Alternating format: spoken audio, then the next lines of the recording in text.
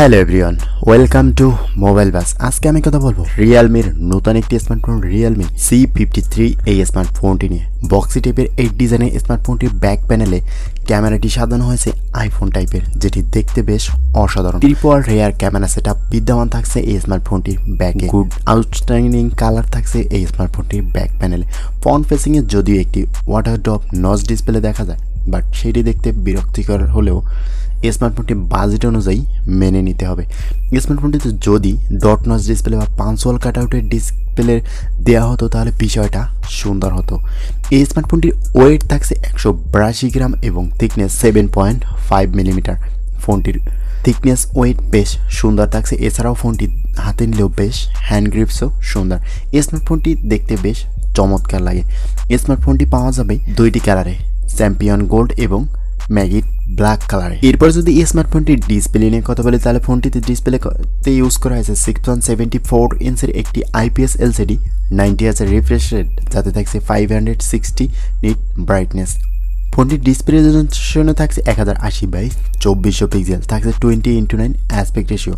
আর ফোনটির PPI ডেনসিটিতে থাকছে 390 PPI। Overall যদি ফোনটির ডিসপ্লে নিয়ে দেখা যায় 20,000 টাকার আশেপাশে এই স্মার্টফোনটির ডিসপ্লে কোয়ালিটি বেশ সুন্দর থাকছে। বড়সড় ডিসপ্লে, 90 Hz রিফ্রেশ রেট বেশ ঠিকঠাকই থাকছে।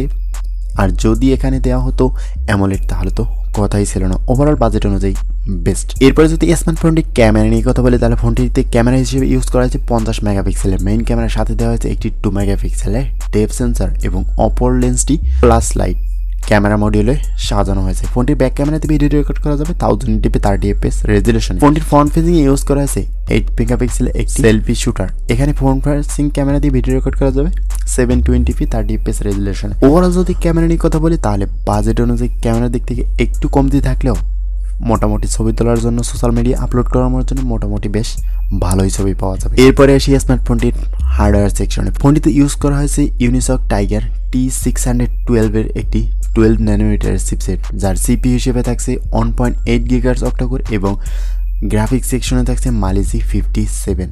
আর ফোনটি পাওয়া যাবে একটি মাত্র ভেরিয়েন্টে 6GB 128GB। আর ফোনটি রান করবে Realme UI এর সাথে Android 13।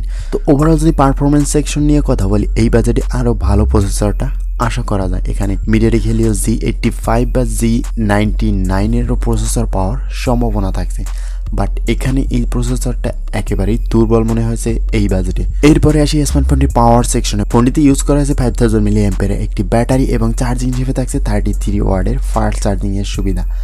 আপনি 33 ওয়াটের চার্জার দিয়ে 70 মিনিটের মতো আপনি ফোনটিকে ফুল চার্জ করে ফেলতে পারবেন। তো 70 মিনিটে ফুল চার্জ করে পুরো দিন অনায়াসে ইউজ করার সুযোগ থাকছে। এছাড়াও এই স্মার্টফোনটি কানেক্টিভিটি সিস্টেমে থাকছে 3.5 মিলিমিটার হেডফোন জ্যাক, লাউড স্পিকারের sound quality, side mounted fingerprint, Bluetooth 5.0, USB Type-C port এবং ডুয়াল ব্যান্ড ওয়াইফাইয়ের সাথে বেশ ভালো ফিচার্স। তো এই বাজেটে এই স্মার্টফোনটি আপনার কাছে কেমন হতে পারে অবশ্যই কমেন্ট করে জানাবেন। আজকের ভিডিওটি এই পর্যন্তই, কথা হবে নেক্সট কোনো ভিডিওতে। ততক্ষণ পর্যন্ত ভালো থাকবেন, সুস্থ থাকবেন।